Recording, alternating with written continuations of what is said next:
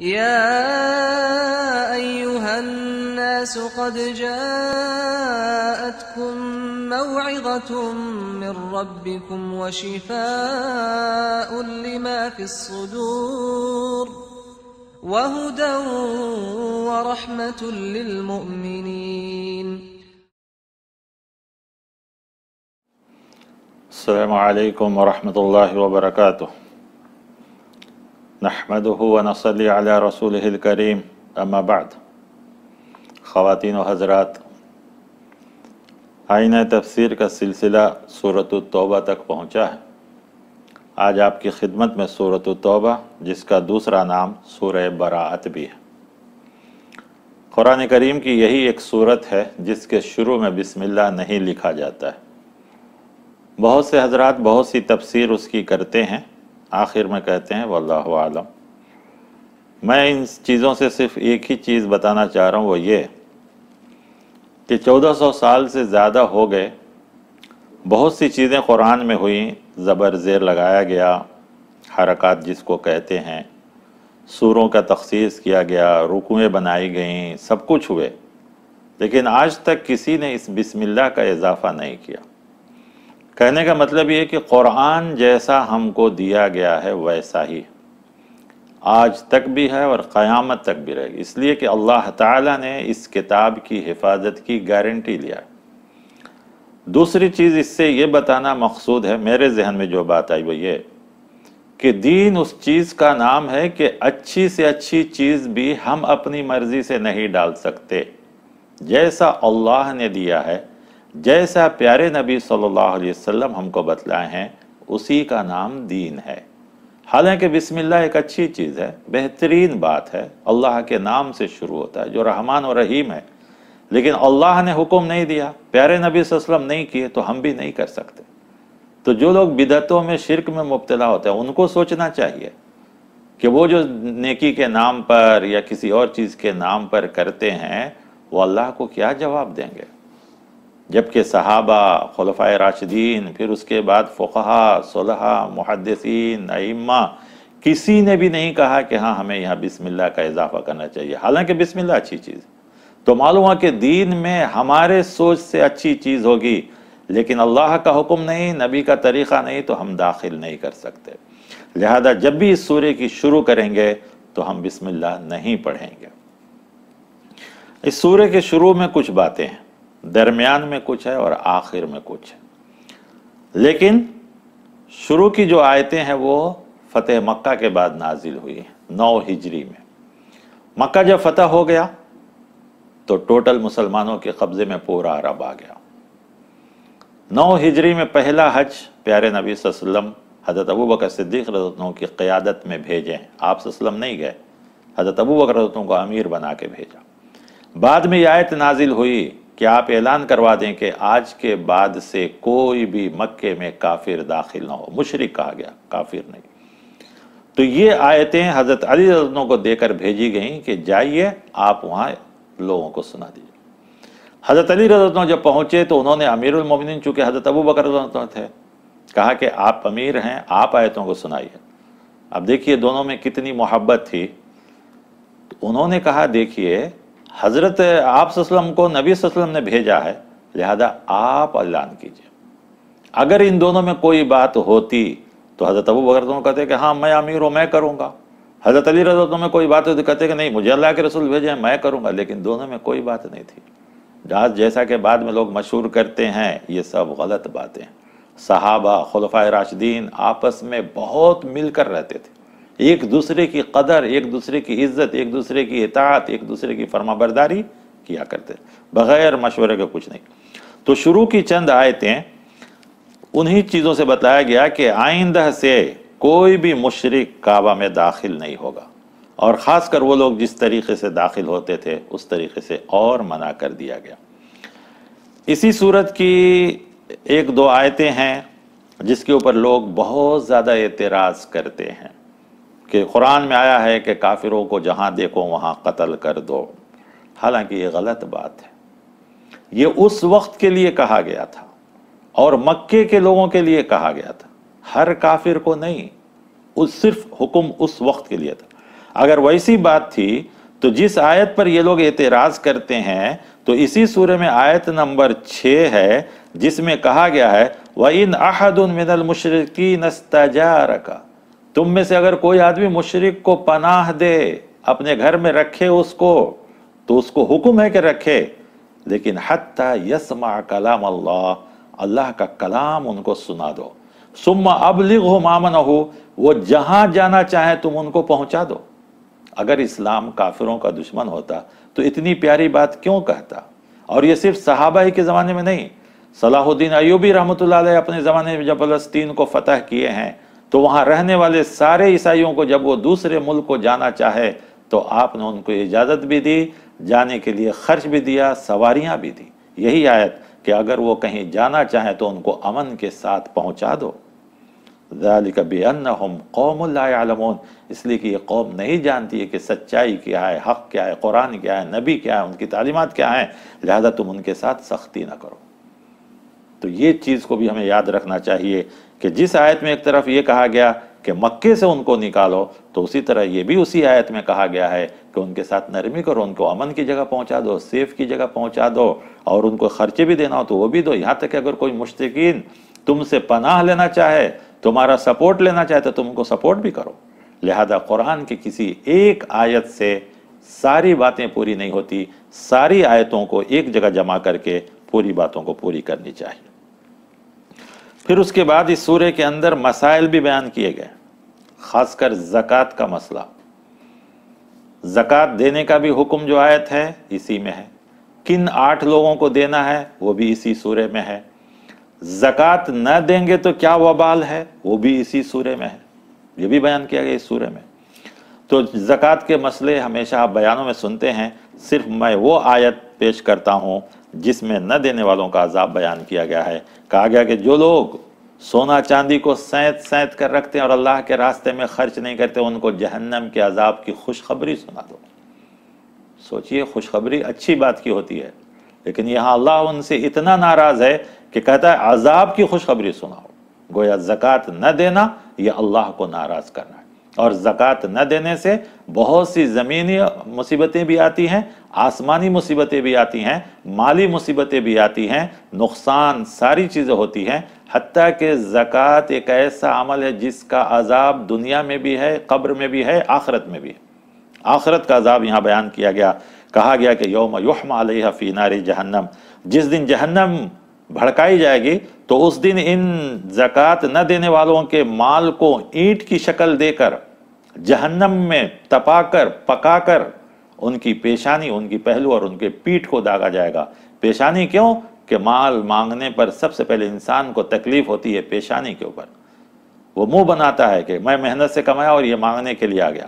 جب مانگنے والا بار بار مانگتا ہے تو آدمی چہرہ گھما لیتا ہے، تو پہلو سائیڈ کی طرف اشارہ ہوتا ہے وہ، اور جب آدمی مانگنے والا اور زیادہ اصرار کرتا ہے تو پیٹھ گھما کے چل دیتا ہے، اسی لیے پیٹھ، ان تینوں جگہوں کو داغا جائے گا اور کہا جائے گا یہ تمہارا مال ہے، یہ تمہارا مال ہے، یہ تمہارا مال ہے۔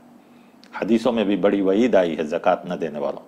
لہذا زکوٰۃ آدمی کو سونا چاندی ہو، مال ہو، پیسہ ہو، جائیداد ہو، جو بھی چیز انکم کے لیے رکھی گئی ہے ان سب چیزوں پر زکوٰۃ نکالنی چاہیے۔ پیسے کا بھی حساب کرنا چاہیے۔ اگر کسی ایک چیز پہ زکوٰۃ نہیں ہوتا ہے، یعنی صرف سونا ہے، اتنا ہے کہ اس پہ زکوٰۃ فرض نہیں ہوتا ہے، تو اگر چاندی ہے تو چاندی کو بھی اس میں ملا لے، زمین یا پیسے ہیں تو اس کو اس میں ملا لے، یعنی جو بھی جو ہے فائدے کے لیے چیز رکھی گئی ہے اس پر زکوٰۃ نکالنا چاہیے۔ پھر ساتھ ہی ساتھ اس میں چند مسائل میں سے ایک مسائل یہ بھی بیان کیا گیا ہے کہ 12 مہینے ہیں شریعت کے اندر، اسلامی کیلنڈر میں 12 مہینے، اور یہ مہینے آج کل سے نہیں ہیں، جس وقت اللہ تعالیٰ نے زمین و آسمان کو بنایا اس وقت سے ہیں۔ لہذا مکے کے لوگ مہینوں کو آگے پیچھے کر لیتے تھے، تو کہا گیا کہ نہیں، یہ غلط ہے۔ پھر ان 12 مہینوں میں سے 4 مہینے بڑے فضیلت اور احترام کے ہیں، جو کہ جو ہے محرم ہے، رجب ہے، ذی القعدہ اور ذی الحج ہے، ان کا احترام بھی کرنا چاہیے۔ اور یہ سب مہینے اس دن سے جس دن اللہ نے زمین و آسمان کو بنایا، کہا یوم خلق السماوات والارض، جس دن زمین و آسمان کو پیدا کیا اس دن سے ہے۔ لہذا کسی مہینے کا تعلق کسی سے نہیں ہے، دنیا کے سارے کیلنڈر کا تعلق کسی بادشاہ کے موت، وفات، حکومت سے ہے۔ اسلام کے کیلنڈر کا تعلق کسی کے موت اور وفات یا اس کی حکومت سے نہیں ہے، بلکہ یہ اللہ کے بنائے ہوئے ہیں۔ تو ان چاہیے کہ ان مہینوں کو بھی ہم ویسا ہی رکھیں اور اسی طریقے سے باقی رکھیں۔ پھر اس کے بعد اللہ تعالیٰ نے اسی سورے میں یہ بھی کہا ہے کہ اب اللہ کے گھر کے ذمہ دار کون ہوں گے، کیونکہ کعبہ فتح ہو گیا تھا، اس سے پہلے لوگ متولی کفار تھے، تو اب کہا گیا کہ نہیں، اللہ کے گھر کے ذمہ دار جو لوگ ہوں گے وہ صرف اور صرف اللہ پر ایمان لانے والے۔ انما یعمر مساجد اللہ، جو لوگ مسجدوں کو آباد کرنے والے ہیں ان لوگوں کو چاہیے کہ سب سے پہلے اللہ پر، آخرت پر ایمان ہو، نماز کو قائم کریں، زکوٰۃ دیں اور سوائے اللہ کے کسی سے نہ ڈریں۔ گویا صاحب ایمان لوگ ہی مسجدوں کے ذمہ دار ہو سکتے ہیں۔ اسی طریقے سے مسجدوں کا انتظام، انصرام کرنا، ان لوگوں کو بھی چاہیے کہ آخرت کی بات کہی گئی کہ آخرت پر ایمان، گویا ان چیزوں کے حساب و کتاب میں خرد برد نہ کریں، غلطی نہ کریں، آگے پیچھے نہ کریں اور اللہ سے ڈریں۔ اور مشرکوں سے کہا گیا کہ مشرک لوگ اب کبھی بھی اللہ کے گھر کے ذمہ دار نہیں ہو سکتے۔ پھر اس کے بعد اللہ تعالیٰ نے ہلکا سے اس میں اور بھی جنگوں کے بھی جس میں اللہ تعالیٰ کی مدد آئی تھی، جیسے حنین اور بدر اور دوسری جگہوں میں، اس کا بھی ذکر کیا، لیکن مرکزی مضمون جو ہے، جو سب سے زیادہ اس کے اندر بیان کیا گیا ہے، میں اس کے طرف آپ کو لے چل رہا ہوں، وہ یہ کہ ایک آیت میں یہ بھی کہا ہمیشہ کفر چاہے گا کہ اس دین اسلام کو انکار کرے اور ختم کرنے کی سازش کریں گے، لیکن اللہ تعالیٰ کہتے ہیں کہ دنیا کے سارے کافر مل کے بھی کچھ کرنا چاہیں، اللہ کا یہ دین ختم نہیں ہوگا۔ اسی طریقے سے اگر سارے مشرک مل کر چاہیں پیارے نبی صلی اللہ علیہ وسلم کی شریعت میں تبدیلی کرنا، شریعت نہیں بدل سکتی، اس لیے کہ ان کا بھی آنا حق ہے، ان کا بھی دنیا میں رہنا، ان کو جو دین دیا گیا، جو ہدایت ہے، وہ حق ہے، اور یہی حق سارے دین پر غالب ہو کر رہے گا، خواہ کفار ہو، نصارہ ہو، یہود ہو، کوئی بھی چاہیں اس دین کے اندر تبدیلی کرنا، ہرگز تبدیلی نہیں ہو سکتی۔ پھر اس کے بعد اس سورے میں سب سے زیادہ جس چیز کا ذکر کیا گیا وہ ہے منافقین کا۔ میں نے سورہ بقرہ میں وعدہ کیا تھا آپ سے کہ کافروں کا ذکر وہاں ہو گیا، مومنوں کا ذکر ہو گیا، مشرکوں کا ہوا، منافقین کا باقی ہے۔ قرآن کریم میں ایک سورہ بھی ہے سورۃ المنافقون، لیکن اس میں بھی ان کے بارے میں جتنا نہیں کہا گیا جتنا زیادہ اس سورے میں کہا گیا۔ یہ نفاق مدینے میں شروع ہوا، جنگ احد میں بڑھ گیا، اور اس کے بعد یہ بڑھتا رہا، حتیٰ کہ خندق میں یہ چیز بہت کھل کر سامنے آ گئی، جنگ خندق میں۔ لیکن چونکہ آپ صلی اللہ علیہ وسلم ابھی تک اندرونی خلفشار میں تھے، اسی لیے اس کی طرف توجہ نہیں دے رہے تھے، لیکن بعد میں اللہ تبارک و تعالی نے ان کی شرارتوں کو نوٹ کیا اور ان کو آخر تک پہنچانے کی کوشش کی گئی۔ وہ ہوا تبوک کے بعد، آپ صلی اللہ علیہ وسلم جب واپس آئے تو ان دو لوگوں نے، کیونکہ تبوک بھی بڑی تکلیف کے دن میں ہوا تھا، جس کا اس سورے میں بھی ذکر ہے، بڑی تکلیف کے دن میں، اتنی تکلیف تھی کہ پیارے نبی صلی اللہ علیہ وسلم بار بار ممبر پر چڑھ کر مدد کے لیے اعلان لگاتے تھے۔ وجہ اس کی تھی گرمی، سخت گرمی کا زمانہ، عرب میں سفر کرنا کتنا مشکل، اور سفر بھی بڑا لمبا، 900 کلومیٹر، کہاں تبوک جو رومیوں کا بارڈر تھا وہ، اور رومی لوگ مدینے پہ حملہ کرنا چاہ رہے تھے، آپ صلی اللہ علیہ وسلم کو معلوم ہوا تو آپ چلے گئے۔ تو تبوک تقریباً مدینے سے 900 کلومیٹر کا تقریباً فاصلہ ہوتا ہے۔ بار بار تو بہت سے منافقین پیچھے رہ گئے، حتیٰ کہ کچھ اچھے مسلمان بھی پیچھے رہ گئے۔ تو وہ لوگوں کو بھی ڈر ہونے لگا کہیں ایسا تو نہیں کہ ہم بھی منافقوں میں شامل ہو جائیں۔ آپ صلی اللہ علیہ وسلم جب واپس آئے تو بہت سے منافقین آئے، جھوٹ بولے، آپ صلی اللہ علیہ وسلم کو اللہ تعالیٰ نے پہلے ہی کہہ دیا تھا جو اس سورہ میں وہ آئیں گے، جھوٹ بولیں گے، آپ ان کو چھوڑ دیے ان کے اوپر۔ لیکن 3 اچھے مسلمان، پکے مسلمان، اور ان 3 میں 2 تو بوڑھے تھے، لیکن ایک ہٹے کٹے نوجوان اور بالکل طاقتور، حضرت کعب رضی اللہ عنہ، جو اس سے پہلے سارے جنگوں میں آپ کے ساتھ تھے، لیکن چونکہ ان کے باغ میں پھل پک رہا تھا، تیز گھوڑا تھا ان کے پاس، انہوں نے کہا کہ میں کل نکلوں گا، پرسوں نکلوں گا، جا کے پہنچ جاؤں گا، میرے پاس گھوڑا تیز ہے، لیکن سستی ہوئی نہیں جا سکے۔ جب وہ آئے تو آپ صلی اللہ علیہ وسلم اپنا چہرہ پھیر لیا، پھر وہ بڑے پریشان ہوئے، لیکن وہ بڑے سچے مسلمان تھے، آپ صلی اللہ علیہ وسلم کے پاس گئے اور کہے اللہ کے رسول، جس طرح منافقین جھوٹ بول رہے ہیں میں ویسا نہیں بولوں گا، کیونکہ مجھے یقین ہے کہ میں جھوٹ بولوں گا وہی آئے گی اور میرا جھوٹ آپ کے اوپر ظاہر ہو جائے گا، میں سچ سچ بولتا ہوں۔ آپ دیکھیے سچ بولنے کے بعد اللہ کے رسول ان کو معاف کرنا چاہیے، اللہ کے رسول نے کہا جاؤ اللہ کے فیصلے کا انتظار کرو، اور مسلمانوں سے کہا گیا کہ ان کا بائیکاٹ کرو، کوئی ان سے ملے نہیں۔ اس کے درمیان اللہ تعالیٰ نے ان کی اور آزمائش لی، حضرت کعب کی۔ مدینے سے دور ایک غسان کا بادشاہ تھا، اس کو معلوم ہوا کہ حضرت کعب جیسے طاقتور کو ان کے نبی نے بائیکاٹ کر دیا اور کوئی مسلمان تک سلام نہیں کر رہا ہے، تو انہوں نے خط لکھا ان کے نام اور کہا کہ تم ہمارے یہاں آ جاؤ، ہم تم کو اپنا وزیر اعظم بنا لیتے ہیں اور اپنا پوری سلطنت تم کو دے دیں گے۔ حضرت کعب رضی اللہ عنہ جب خط دیکھے تو آنکھوں میں آنسو آ گیا اور خط کو پھاڑ کر چولہے میں ڈال دیا۔ خط لانے والا پریشان ہو گیا کہ اتنا بڑا عہدہ دیا جا رہا اور یہ آدمی خط کو پھاڑ کے پھینک رہا ہے۔ آج دیکھیں گے ہم اپنے ملکوں میں، آج پوری دنیا میں لوگ چھوٹے چھوٹے عہدے کے لیے کیسا کیسا ایمان کو بیچ دیتے ہیں، اپنی پوری چیزوں کو، حیا شرم ساری چیزیں چھوڑ دیتے ہیں، نہ ایمان کا خیال نہ کچھ نہ کہیں۔ حضرت کعب رضی اللہ عنہ کو اتنا بڑا عہدہ اور جبکہ مدینے کے سارے لوگ بائیکاٹ کر دیے ہیں، ایسی پریشانی میں بھی وہ خط کو پھاڑ کر پھینک دیتے ہیں اور کہتے ہیں اللہ پہلے ہی ایک معمولی سی بھول کی یہ سزا، اب اس کے اوپر یہ آزمائش کہ میں کفر میں جاؤں۔ مدینہ چھوڑ کے جانے کا مطلب ایمان چھوڑ دو، ہم تم کو سب کچھ دیں گے۔ ایمان کی قیمت پوچھنا ہو تو حضرت کعب سے پوچھ۔ خط لانے والا پریشان ہو گیا، کہا اے کعب آپ نے کیا کیا؟ آپ کو تو اتنا بڑا عہدہ دیا جا رہا ہے، اتنا مال دیا جا رہا ہے۔ حضرت کعب رضی اللہ تعالیٰ عنہ کہتے ہیں اے خط لانے والے، تیرے بادشاہ نے میرے ایمان کی قیمت بہت کم لگائی ہے۔ یہ ایمان ہے جس کی قیمت دنیا میں کوئی چیز نہیں ہو سکتی، ساری دنیا کی چیزوں کی قیمت لگ سکتی ہے، ایمان کی قیمت نہیں۔ لہذا وہ واپس چلا تھا۔ آخر 50 دن کے بعد ان کے اوپر توبہ، اللہ تعالیٰ ان کا توبہ قبول کرتا ہے۔ آپ صلی اللہ علیہ وسلم خوشخبری سناتے ہیں۔ حضرت کعب کہتے ہیں کہ کوئی مجھے سلام کرے نہ کرے اتنی تکلیف نہیں ہوتی، لیکن جب میں مسجد میں جاتا، پیارے نبی صلی اللہ علیہ وسلم کو دیکھتا اور آپ صلی اللہ علیہ وسلم چہرہ گھما لیتے تو کہتے تھے کہ کاش زمین پھٹ جاتی، میں اندر چلا جاتا، میں زمین پر نہیں رہتا، اتنا مجھے تکلیف ہوتی تھی۔ لیکن اللہ نے 50 دن تک آزمایا۔ آج تک قرآن جب ہم پڑھتے ہیں تو حضرت کعب رضی اللہ عنہ کے لیے دعا کی جاتی ہے کہ اللہ ان سے راضی ہو۔ تو یہ بھی واقعہ اس سورے میں ہے۔ اب اس کے بعد جو تفصیل ہے وہ منافقین کا، چونکہ منافقین سورۃ المنافقون بھی ہے اور بار بار ان لوگوں نے قرآن میں منافقین کا گناہ مشرکین کے ساتھ بھی بیان کیا گیا، کافروں کے ساتھ بھی بیان کیا۔ علماء نے لکھا ہے کہ نفاق کے 2 طریقے، ایک ایمان کا نفاق ہے، دوسرا عمل کا نفاق۔ ایمان کا نفاق وہ ہے کہ آدمی دین، رسول، خدا یہ سب کوئی چیز نہیں، بلکہ وہ صرف مطلب پرست ہو، اپنا فائدہ بس۔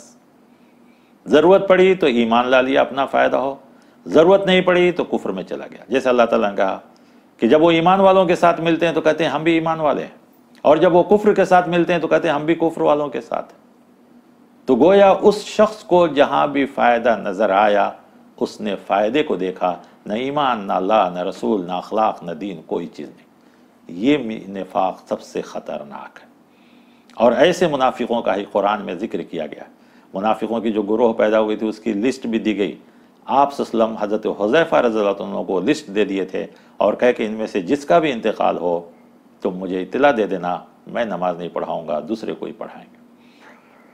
لیکن منافقوں کے سردار کا جب انتقال ہو، ان لوگوں نے بڑی تکلیف دی پیارے نبی صلی اللہ علیہ وسلم کو، صحابہ کو، ام المومنین کو، سب کو تکلیف دیا۔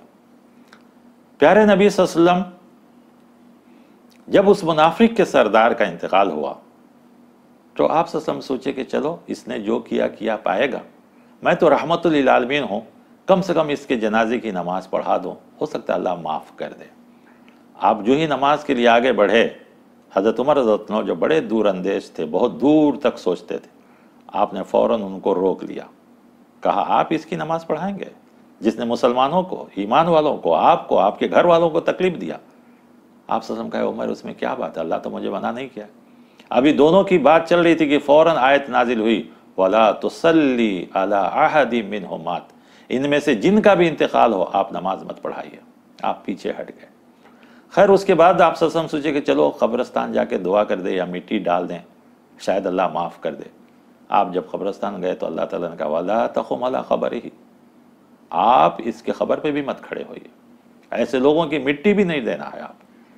حالانکہ حضرت عمر وہاں بھی منع کیے تھے، لیکن پھر اللہ کے رسول چونکہ آپ رحمت للعالمین تھے، ساری دنیا کے لیے رحمت بنا کر بھیجے گئے تھے، لیکن اللہ تعالیٰ نے پھر منع کیا تو پیچھے ہٹ گئے۔ اس کے بعد اللہ تعالیٰ نے جو آیت نازل کی وہ بڑا دردناک ہے، وہ یہ کہ پیارے نبی صلی اللہ علیہ وسلم جو کہہ رہے تھے کہ میں کم سے کم ان کی مغفرت کی دعا کر دیتا ہوں تاکہ شاید اللہ تعالیٰ ان کو معاف کر دے، تو اللہ تعالیٰ نے جو آیت نازل کیا، اسی لیے میں اس موضوع کو اس سورے میں رکھا کیونکہ وہ آیت اسی سورے میں ہے۔ اللہ تبارک و تعالیٰ نے کہا اگر آپ 70 بار بھی ان کی مغفرت کریں گے تبھی اللہ معاف نہیں کرا، لَن يَغْفِرَ اللَّهُ لَهُمْ۔ اگر آپ 70 بار کا مطلب یہ نہیں کہ 75 بار مغفرت کریں گے تو اللہ معاف کرے، مطلب یہ کہ آپ کتنا بھی مغفرت کریں اللہ ان کو معاف کرنے والا نہیں، کیونکہ ان کا جرم، ان کا گناہ اتنا بڑا۔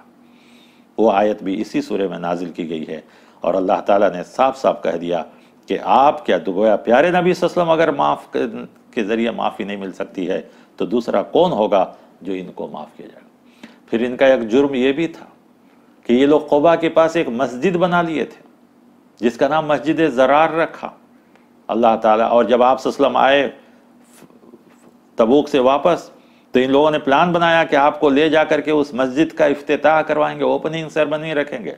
اللہ تعالیٰ نے منع کر دیا، بلکہ کہا، حکم دیا کہ ان مسجد کو جلا دی جائے۔ جو مسجد زرار تھا آپ نے اس مسجد کو توڑوا دیا، اور کہا کہ اس مسجد میں آپ کھڑے ہوئیے جو تقوی کی بنیاد پر رکھا گیا، اور سب سے پہلی مسجد یعنی مسجد قباء۔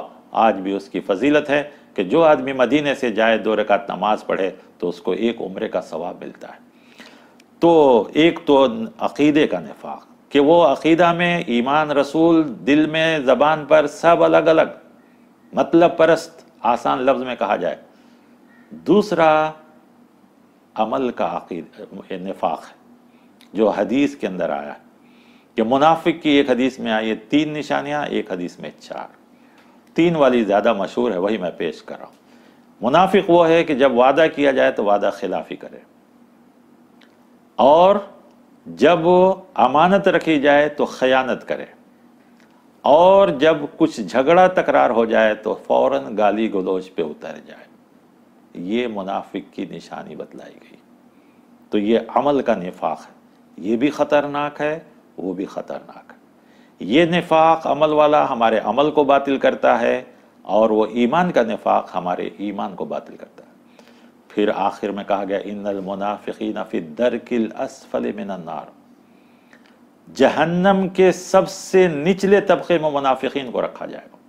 یہ خود ان کی ایک بہت بڑی چیز ہے، بہت بڑی سزا ہے۔ یہ کسی کو بھی یہ سزا نہیں کہی گئی، صرف منافق کے لیے کہا گیا کہ منافق کی سزا سب سے نچلے۔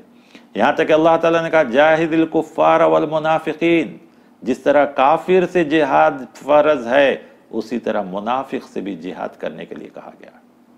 اور اللہ تعالیٰ کہتے ہیں لیعذب اللہ المنافقین والمنافقات والمشرکین والمشرکات، کہ اللہ تعالیٰ عذاب میں مبتلا جس طرح مشرک کرے گا مرد اور عورت کو، اسی طرح منافق مرد اور عورت کو بھی کرے گا۔ تو گویا نفاق بہت بڑا گناہ ہے، یہ کبھی کفر میں جا کے مل جاتا ہے، کبھی شرک میں بھی مل جاتا ہے، ایمان والوں کے ساتھ یہ کبھی نہیں۔ اور آپ کو میں بتلا دوں، اس سورے میں نہیں ہے، تفسیر میں لکھا گیا ہے، ساری اسلامی تاریخ میں مسلمانوں کو، اہل عقیدہ سچے مسلمانوں کو سب سے زیادہ نقصان منافقوں سے ہوا ہے، کافروں سے نہیں، یہود و نصارہ سے نہیں، منافقوں سے سب سے زیادہ، کیونکہ یہ آستین کے سانپ، یہ مسلمانوں کے ساتھ مل کر مسلمان بن جاتے تھے، کافروں اور یہودیوں کے ساتھ مل کر کافر اور یہود بن کر کے کام کرتے تھے، اور جس وقت بھی مسلمانوں کو مصیبت آتی سب سے زیادہ نقصان دہ یہی ثابت ہوتے۔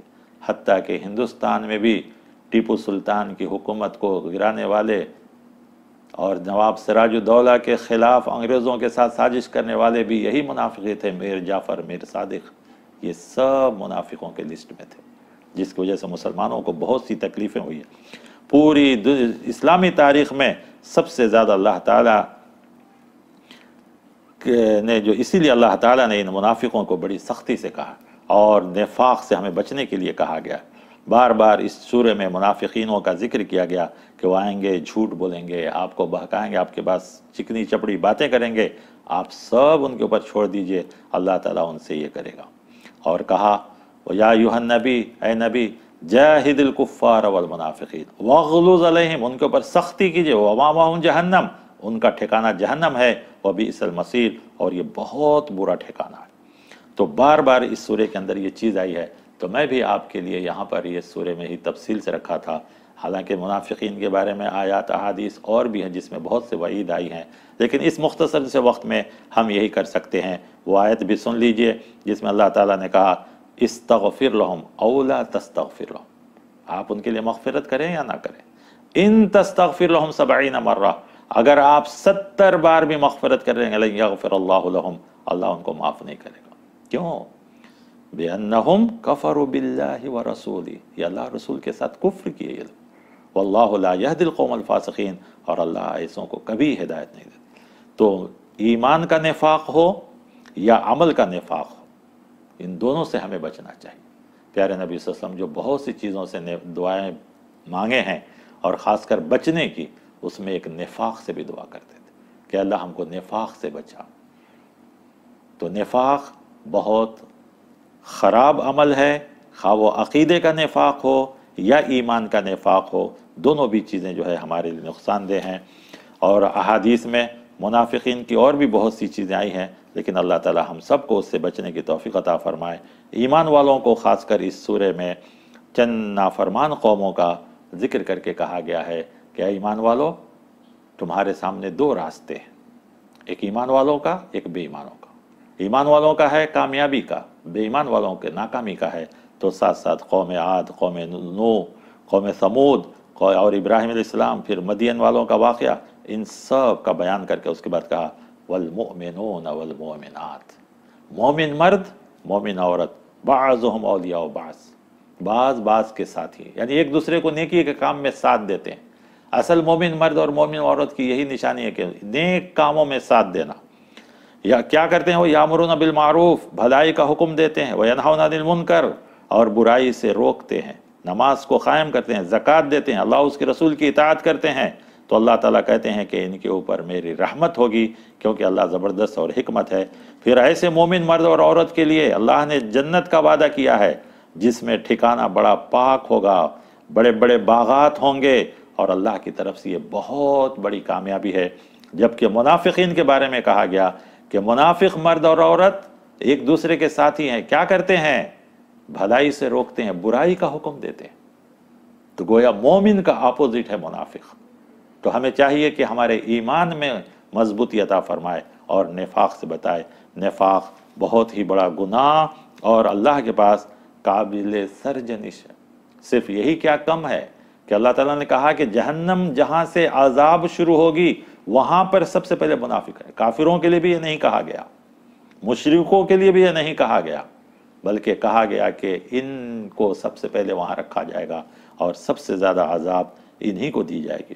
اللہ تعالیٰ سے دعا ہے کہ اللہ تعالیٰ ہمیں اور آپ کو سب کو بھی نفاق سے بچائے، شرک سے بچائے، کفر سے بھی بچائے، اور خالص ایمان، اللہ، رسول، کتاب، آخرت، تقدیر، فرشتے پر کامل ایمان لانے اور عمل کے ساتھ اس ایمان کو مضبوط کرنے، عمل کے ذریعے سے اس ایمان کو سنوارنے، اس ایمان کو اللہ کے پاس قبول کرانے کے لیے جو عمل ہے۔ اس لیے پیارے نبی صلی اللہ علیہ وسلم دعا کرتے تھے، اللہ میں تیری محبت چاہتا ہوں، اور ہر وہ عمل جس کے ذریعے سے تیری محبت ملتی ہے وہ عمل چاہتا ہوں، ہر وہ عمل جس کے ذریعے تجھ سے قریب ہو سکتے ہیں وہ عمل چاہتا ہوں۔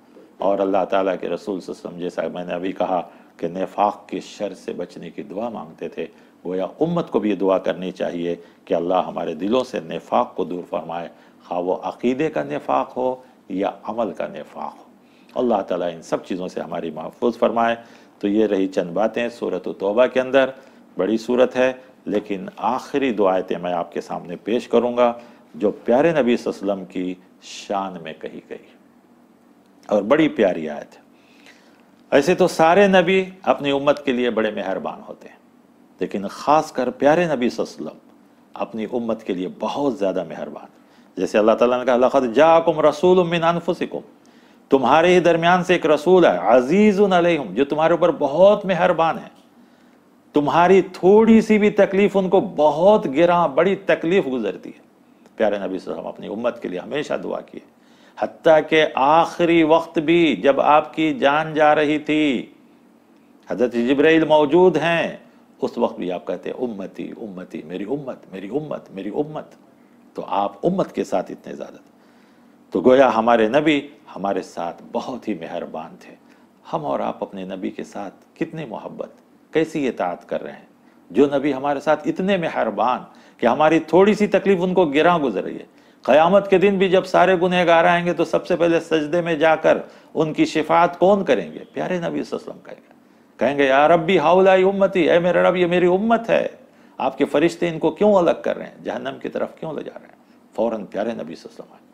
پھر اس کے بعد مومنوں کو کہا گیا کہ اگر پیارے نبی صلی اللہ علیہ وسلم سے بھی کہا گیا اور مومنوں سے بھی، اگر ساری دنیا بھی آپ سے منہ موڑ لے فقل، تو آپ کہہ دیجئے حسبی اللہ، میرا رب کافی ہے، لا الہ الا ہوا، نہیں ہے اس کے علاوہ کوئی، صرف وہ، علیہ توکلت، میں اسی پہ بھروسہ کرتا ہوں، وہو رب العرش العظیم، اور وہ عرش عظیم کا رب ہے۔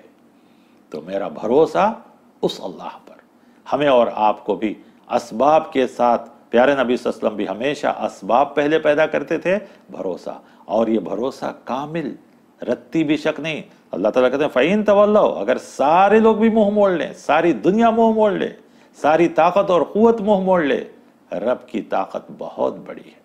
کیا ہم اور آپ جب دیکھ رہے ہیں، نہیں دیکھ رہے ہیں کہ ایک چھوٹی سی چیز وائرل ہو کر وائرس پوری دنیا کو ہلا دی؟ تو رب کی طاقت تو ابھی بہت بڑی ہے۔ تو لہذا ہمیں بھروسہ اللہ پر کرنا چاہیے۔ تو یہ آخری دو آیتیں ہمارے جان میں جان، ایمان میں مضبوطی، عمل میں اخلاص، اللہ پر توکل پیدا کرتی ہیں۔ اللہ تعالیٰ سے دعا ہے کہ اللہ تعالیٰ ہمیں اور آپ کو اللہ پر کامل یقین کرنے، کامل بھروسہ کرنے کی توفیق عطا فرمائے، اور خاص کر ان مہینوں میں اپنے عملوں کے ذریعے سے اپنے ایمان میں مضبوطی پیدا کرنے کی توفیق عطا فرمائے۔ ہر حال میں ایمان کو مضبوط بنائے، ایمان کی قیمت کو سمجھیں، ایمان کے سامنے دنیا کی ساری چیزوں کو ہیج سمجھیں، بیکار سمجھیں، جیسا کہ حضرت کعب رضی اللہ عنہ نے کہا کہ ایمان کی قیمت تمہارے بادشاہ نے کم لگائی ہے۔ تو دنیا کے بڑے سے بڑے عہدے، دنیا کے بڑے سے بڑے خزانے ایمان کے سامنے بیکار ہیں۔ اللہ تعالی ہمارے ایمانوں میں مضبوطی عطا فرمائے، عمل میں اخلاص اور للہیت عطا فرمائے، جو کچھ ہم عمل کریں اللہ تعالیٰ اسے قبولیت کا درجہ عطا فرمائے۔ آمین۔ وصلی اللہ علی النبی وما علینا الا البلاغ۔ والسلام علیکم ورحمۃ اللہ وبرکاتہ۔